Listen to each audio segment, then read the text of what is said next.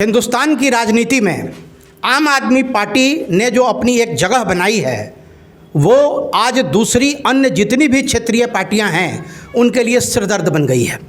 और यही वजह है कि आम आदमी पार्टी का जो बढ़ता हुआ कद है इससे सभी दलों में घबराहट है। खास करके भारतीय जनता पार्टी में इसको लेके घबराहट बहुत ज़्यादा है। नतीजा आप देख रहे होंगे कि विगत दिनों जिस तरीके से आम आदमी पार्टी के नेताओं को ईडी, सीबीआई, इनकम टैक्स के चक्र में फंसाया जा रहा है, हालांकि बातें दोनों तरफ से निकल के आ रही हैं, सच्चाई तो जांच एजेंसियां करेंगी, लेकिन जो आम जनमानस में बातें दिखती हैं उसे देख के ये लगता है कि निश्चित तौर पे भारतीय जनता पार्टी आम आदमी पार्टी से थोड़ा घबरा गई है। खास करके दिल्ली की राजनीति में येन केन प्रकारेण भारतीय जनता पार्टी अपना शासन, अपनी सत्ता काबिज करना चाहती थी, लेकिन आम आदमी पार्टी का जो जन सैलाब था उसके आगे भारतीय जनता पार्टी की एक नहीं चली। आज हमारे बीच यहाँ हमारे स्टूडियो में बैठे हैं आम आदमी पार्टी के निवर्तमान बिहार प्रदेश के अध्यक्ष सुशील जी। सुशील जी, स्वागत है आपका फाइनल पोस्ट के स्टूडियो में। बहुत बहुत धन्यवाद, बहुत बहुत नमस्कार, और श्रोताओं को भी मेरा आदर भरा नमस्कार। अच्छा, तो सुशील जी, ये अचानक से एक बार आपका प्रादुर्भाव, वो भी चंपारण में गांधी की धरती पे, तो कुछ विशेष प्रयोजन यहाँ आने का? जी, अभी हम लोग 14 तारीख को बाबा साहब भीमराव अंबेडकर के जयंती के उपलक्ष्य में अपने बिहार प्रदेश के जो हमारे महत्वपूर्ण कार्यकर्ता साथी हैं उनके साथ हम चंपारण की धरती से, क्योंकि ये गांधी की कर्मभूमि रही है और डॉक्टर भीम साहब अंबेडकर जो थे उन्होंने संविधान की रचना की, और मूल जो उनका सिद्धांत था कि समाज में समरसता समानता बनाने के लिए बंधुत्व का नारा जो उनका था, महिला उत्थान को लेकर था, शिक्षा और स्वास्थ्य जो सबको मिले। वो कहते थे कि शिक्षा वो शेरनी का दूध है जिसको पीने के बाद हर कोई शेर हो सकता है। तो मूल रूप से आम आदमी पार्टी का जो सिद्धांत है बाबा साहब भीमराव अंबेडकर के इर्द गिर्द ही घूम रहा है, जिसमें आम आदमी पार्टी अरविंद केजरीवाल, मनीष सिसोदिया, चाहे अन्य नेतागण जो सोचते हैं कि जो गरीब से गरीब निचले तबके का जो लोग हैं, वो किसी भी जाति धर्म का हो, उसको समान रूप से बेहतरीन शिक्षा मिल जाए, और वो जो भीमराव अंबेडकर का सपना था वो तभी पूरा होगा, एक अच्छे राष्ट्र का निर्माण तभी होगा जब गरीब आदमी को मुफ्त में शिक्षा, मुफ्त में स्वास्थ्य और उसको रोजगार की व्यवस्था होगी। तो इन सारी चीज़ों को देखते हुए हम लोग मोतिहारी में 14 तारीख को एक राज्य स्तरीय कार्यकर्ता सम्मेलन के साथ साथ हम लोग उस एक यात्रा निकालेंगे और थोड़ा सा वहाँ पे बाबा साहब भीमराव अंबेडकर और पार्टी के कुछ विचारों पर चर्चा होगी। चलिए ठीक है। अभी आपने अरविंद केजरीवाल जी और मनीष सिसोदिया जी की चर्चा की, तो मनीष सिसोदिया जी के पीछे अभी जिस तरीके से भारतीय जनता पार्टी एक परसेप्शन क्रिएट करने में लगा हुआ है कि मनीष सिसोदिया खुद को अपना कट्टर ईमानदार बताते हैं और भारतीय जनता पार्टी उनको कट्टर बेईमान बताती है, तो इस संबंध में चूँकि आप तो बहुत करीब रहे हैं सिसोदिया जी के, जरा कुछ प्रकाश। देखिए, मैं सौभाग्य मेरा रहा है कि मैं आंदोलन के समय में पार्टी से जुड़ा, और संजोग से मैं जहाँ दिल्ली में रहता था मनीष सिसोदिया जी उसी क्षेत्र से चुनाव लड़ लिए, तो बाय डिफ़ॉल्ट मैं उनके साथ रहा। पिछले 10 सालों से मैं दिन का, जब मैं बिहार रहता हूँ उस दिन को छोड़ दिया जाए, कोई ऐसा दिन नहीं है जब हम 2-4 घंटा उनके साथ या तो काम करते हुए चाहे साथ बैठ के किसी चीज़ पर चर्चा करते हुए हम नहीं देखे हैं।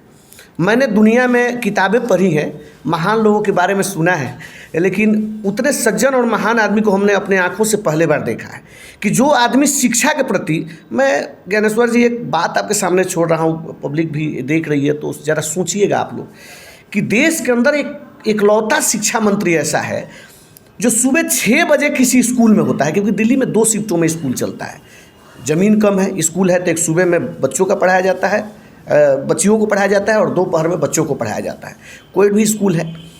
तो मनीष सिसोदिया जी अगर दिल्ली में अपने आवास से 50 किलोमीटर दूर कहीं जाना होता है और 6 बजे स्कूल में पहुंचना होता है, इसका मतलब कि 5 बजे वो आदमी नहा धोआ के रेडी होता है प्रत्येक दिन, तो 4 बजे जगता होगा, 3 बजे जगता होगा और स्कूल में जाता है, और उस छटपटाहट के बच्चों को छटपटाहट को समझता है कि यहाँ क्या समस्याएँ हैं, शिक्षक के छटपटाहट को समझता है और वो काम करता है। तो वो कट्टर ईमानदार तो है, वो देश के लिए सोच रहा है। अब आपने एक बात रखी कि आखिर उनके ऊपर जो ये आरोप लगाए जा रहे हैं वो क्यों लगाए जा रहे हैं। क्या आबकारी जो आयोग है सिर्फ दिल्ली में ही है कि देश के और भी राज्य में है? कोई ना कोई तो उसका मंत्री होगा। और सरकार का काम क्या होता है? एक नीति बनाना। वो नीति अच्छा भी हो सकता है, नीति बुरा भी हो सकता है। नीति बनाना ही सरकार का काम है। लेकिन नीति बनाने के कारण कोई घोटाला कर दे तो मोदी जी ने जितना अभी तक कानून बनाया है पिछले 9 सालों में, अगर जांच हो जाए तो उसके सारे मंत्री, सारे विधायक और सारे लोग आजीवन कारावास में चले जाएंगे। नीति बनाना अगर दोष है तो। रह गई कि बात वह नहीं है जहाँ से आपने शुरुआत की थी कि आम आदमी पार्टी से बीजेपी खास करके घबरा रही है। घबराने का कारण है क्योंकि बीजेपी कहीं ना कहीं कॉरपोरेट घरानों के, बड़े बड़े अडानी जैसे बड़े बड़े घरानों के लिए काम करती है, बड़े बड़े बिजनेसमैन वालों लोगों के लिए काम करती है। लेकिन अरविंद केजरीवाल और मनीष सिसोदिया ने उस बड़े घरानों के ऊपर ही चोट मार दिया। एक गरीब आदमी का बच्चा, चाहे बेटा चाहे बेटी, अगर दिल्ली के सरकारी स्कूल में पढ़ने जाता है, हम एक मॉडल पेश कर दिए हैं जहां स्विमिंग पूल मिलता है, सीसीटीवी कैमरा मिलता है, इस एसी लगा हुआ रूम है, उसके स्कूल में लाइब्रेरी है, उसको एनआईटी नीट जो है जेई की जो परीक्षा में क्वालिफाई कर रहे हैं डायरेक्ट, उनके लिए ट्यूशन फीस मिल रहा है, 10-10 लाख तक का उसको दिया जा रहा है। और उन्होंने एक सबसे बड़ा चीज़ जो किया है, पता नहीं आपको पता है या नहीं पता है, कि दिल्ली के अंदर SOSC एक स्कूल का मॉडल पेश किया गया है। जो स्कूल क्या है कि 9वीं क्लास में बच्चे जो इंजीनियर बनना चाहते हैं, जो डॉक्टर बनना चाहते हैं, चाहे वो कुछ भी बनना चाहते हैं, वकील बनना चाहते हैं, तो डायरेक्ट उसी चीज़ की पढ़ाई वहाँ पढ़ेंगे जो बड़े बड़े इंस्टीट्यूट में जाके लोग कई 1 लाख रुपया देके खर्च करते थे। अब वो पढ़ाई में दिल्ली में वो स्कूल खोलने लगा। मतलब एक तरीके से जो एजुकेशन माफिया, मैं नाम लेके बोल रहा हूँ, एजुकेशन माफिया जो देश में काम कर रहा है, उस पर एक मॉडल अरविंद केजरीवाल और मनीष सिसोदिया ने पेश कर दिया कि गरीब का भी बच्चा जिसके आंखों में सपना हो बाबा साहब भीमराव अम्बेडकर की तरह कि मुझे कुछ करना है समाज के लिए, वो वहाँ पढ़ सकता है, मुफ्त में पढ़ सकता है। दिल्ली सरकार के पास अपनी पॉलिसी नहीं है जीएसटी में आने के बाद कि किसी पर टैक्स बढ़ा दे और घटा दे। दिल्ली जो टैक्स कलेक्ट करती है उसका बहुत बड़ा हिस्सा केंद्र सरकार के पास जाता है। और पिछले 14-15 सालों से दिल्ली जो यहाँ से टैक्स देती है मात्र 325 करोड़ रुपया उसको रिटर्न होता है, जबकि दूसरे राज्यों के अंदर वो टैक्स बढ़ा दिया जाता है। वो हर एक साल उसका वो जो दायरा है वो बढ़ा दिया जाता है। मतलब आपका कहना है कि जो आपकी हिस्सेदारी है वो हिस्सेदारी आपको नहीं मिलती ही नहीं है। तो हिस्सेदारी नहीं मिलेगी तो जो हमारे पास है उसी चीज़ से हम काम करेंगे। तो जो हमारे पास टैक्स का जो सिस्टम है, तो कोरोना आया, आप मुझे बताइए, देश के लिए कोरोना था ना? क्या मोदी जी ने देश में कोरोना आया हर एक राज्यों को जो मदद किया वो दिल्ली को उन्होंने मदद किया? दिल्ली को उन्होंने कोई फंड अलग से मुहैया कराया? दिल्ली के अंदर तो कोई खेती नहीं है, दिल्ली के अंदर लोग साधारण नौकरी करते हैं। दिल्ली के सरकार ने ऑटो चलाने चालकों को 5,000 रुपया दिया, मजदूरों को 5,000 रुपया दिया, महिलाओं को पैसा दिया। क्यों दिया? क्योंकि वो गरीब आदमी किराया नहीं दे सकता था, तो किराए के पे बात हुई। तो दिल्ली जैसे शहर में यदि केंद्र से कुछ भी हेल्प न मिले और वहाँ की सरकार उसके लिए काम कर रही है तो घाटा वोटा नहीं है। आप भरोसा रखिए कि दिल्ली एक इकलौती सरकार ऐसी है जो घाटे की बजट नहीं देती है और बजट को बढ़ा दिया। और बार बार शिक्षा पर खास करके वो लगभग 23-24% लगातार वो अपना बजट खर्च कर रही है, स्वास्थ्य पे वो खर्च कर रही है। हैप्पीनेस इंडेक्स में चाहे भ्रष्टाचार में दिल्ली आप देखिए कि टॉप पे बढ़ता जा रहा है और राज्यों के बनिस्बत। तो गुड गवर्नेंस है। मैं जो बात उसमें कह रहा था स्वास्थ्य और शिक्षा की, जो हम माफिया से लड़ रहे हैं, घबराहट तो लोगों को है ना, लोगों को घबराहट है। आप थोड़ा सा सोचिए गणेश्वर भाई कि मोतिहारी सिटी है पूर्वी चंपारण का, जहाँ 12 गो विधानसभा है, 27 गो प्रखंड यहाँ है, बगल में बेतिया है वो भी सिटी है, वहाँ 9 गो विधानसभा है। इस दोनों को जोड़ दिया जाए तो 21 विधानसभा के अंदर एक अस्पताल बतला सकते हैं जहां फुल फ्लैश किसी का इलाज हो सकता हो। कोई एक ऐसा स्कूल बतला सकते हैं कि पिछले 15 सालों से 2004 से लेकर 22 तक नीतीश बाबू और बीजेपी का ही शासन रहा है, दोनों के गठबंधन में सरकार रही है। केंद्र में पिछले 9 सालों से 8 सालों से मोदी जी की सरकार है। हम दूसरे के ऊपर आरोप नहीं, जो केंद्र में अभी बैठा हुआ है, जो राज्य में बैठा हुआ है, इन लोगों ने तो काम किया। एक मॉडल इन लोगों ने पेश किया है, एक मॉडल पेश नहीं किया। यहाँ जब लोगों को इलाज कराना होता है तो उनको दिल्ली याद आता है, मुंबई याद आता है। अरे जब हम यहाँ के लोगों को चुनते हैं, विधायक चुनते हैं, एमपी चुनते हैं, जो भी चुनते हैं, तो हम किस लिए चुनते हैं? हम इसीलिए तो चुनते हैं कि हमें सहूलियत पैदा करेंगे। हम जो टैक्स देते हैं, कफन में टैक्स है, कुर्ता पैजामा खरीदते हैं उसमें भी टैक्स है, ये टोपी हम खरीदे हैं उसमें भी टैक्स है, अन्न खा रहे हैं, सारे चीज़ों में टैक्स दे रहे हैं। सरकार ऐसी पॉलिसी बना रही है कि बैंक के अंदर यदि पैन कार्ड आपने लिंक नहीं कराया तो 1000 रुपये आपको फाइन देना पड़ेगा। जून के बाद वो 10,000 रुपया हो जाएगा। और जब आपने खाता खोला उस समय सारा पैसा उसने इकट्ठा कर लिया। मतलब लोगों का खून जो चूसने का तरीका सरकार के पास है वो सारा है, किसी भी तरीक़े से। जो 400-450 का सिलेंडर आज से 7-8 साल पहले मिलता था, आज 1200-1250 रुपये का मिलता है। सभी जगह डिलीवरी चार्ज 5 रुपये लगता है, बिहार में 50 रुपये लगता है।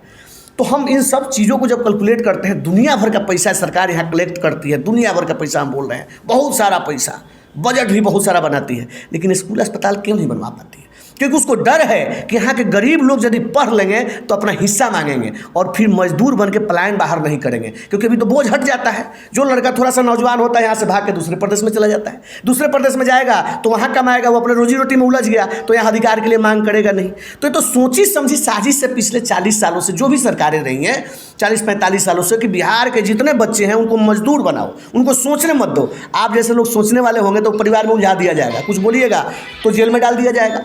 स्थिति ऐसी है। तो इन सारे व्यवस्थाओं को सारे व्यवस्थाओं को बदलने के लिए, इन करप्टों से लड़ने के लिए हम सभी साथियों को एकजुट होने की ज़रूरत है। जो भी हमारे व्यूअर है और जो सुन रहे हैं, मैं सबसे आग्रह करूंगा कि आप ज़रा सोचिए कि हमारा बिहार क्या था और आज क्या है, हम किस स्थिति में हैं।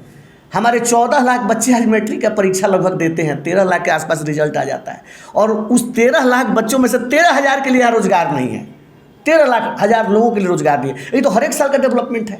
हर एक साल बच्चे यहाँ इतना पास होते हैं, कहाँ जाएंगे, किससे मांग करेंगे? हम पैदा ही हुए हैं, रोजगार हम दिल्ली सरकार से मांगेंगे, हम गुजरात सरकार से मांगेंगे, महाराष्ट्र सरकार से मांगेंगे। चलिए ठीक है, ये तो बातें हो गई। ये बताइए, बिहार के लिए कुछ नया प्लान क्या? 2024 और 2025 में जो विधानसभा चुनाव होने हैं, 2024 का लोकसभा चुनाव और 2025 का विधानसभा चुनाव, उसमें आम आदमी पार्टी क्या अपनी पूरी ताकत के साथ बिहार में चुनाव लड़ेगी? मुझे आपको बतलाते हुए हर्ष हो रहा है, जैसे आपने शुरू किया कि आम आदमी पार्टी अब राष्ट्रीय पार्टी बन चुकी है, और राष्ट्रीय पार्टी बनने के बाद कुछ कर्तव्य होता है, उस कर्तव्य का हम निर्वहन करेंगे। सही बात है। क्षेत्रीय पार्टी में अकेली आम आदमी पार्टी है जिसकी 2 राज्यों में सरकार है।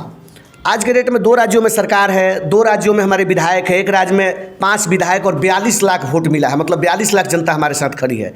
एक जगह हमको 2 विधायक, ठीक है, और वहाँ लगभग 16% वोट हमको मिला है।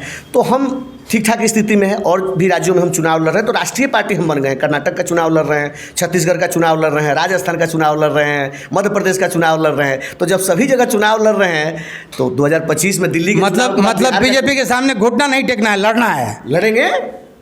हम व्यवस्था परिवर्तन करने आए थे। हम एक बात आपसे कहते हैं कि आप एक चीज़ सोचिए, गुजरात के चुनाव में क्या हुआ, जरा उसको याद कीजिए।